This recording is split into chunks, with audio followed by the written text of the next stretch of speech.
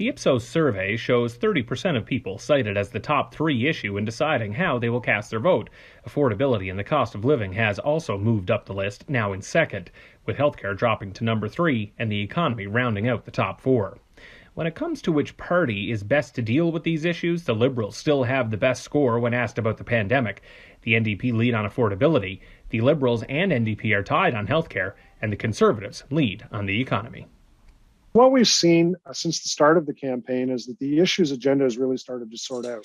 The first thing is that on the issues that are most important to Canadians, the pandemic has moved up in terms of level of importance, and so has affordability.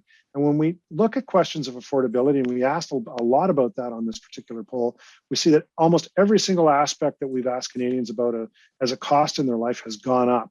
So it's no wonder that affordability has become more important.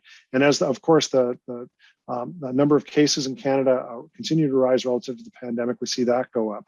What's not particularly caught fire are issues related to things like, for example, the economy, or even climate change has dropped off in terms of most important issue for Canadians in this election campaign. One thing that's really come up quite aggressively since our last polling back in August is gun control. Now up to 12% of Canadians saying that it's the most important issue in this campaign. Obviously, something that the Liberal Party has really targeted, not a completely dominant issue relative to other issues that are on the agenda, but certainly something that is working probably against the Conservative Party because the Liberal Party has been emphasizing it so much, particularly in the province of Quebec. The party that's seen as doing the best job on affordability by a fairly wide margin is the NDP, up 6 points on that issue. Another issue, though, number two issue in this election campaign, in which the Liberals have declined.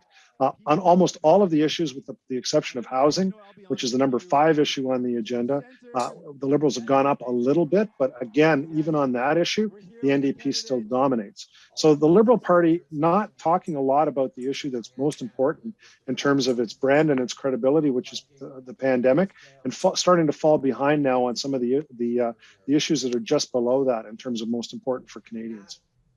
The NDP have a lot of spending in their platform, and the leader of the NDP, Jagmeet Singh, is really focused on affordability and issues that are among the top 5 issues, for example, like healthcare and housing and other issues.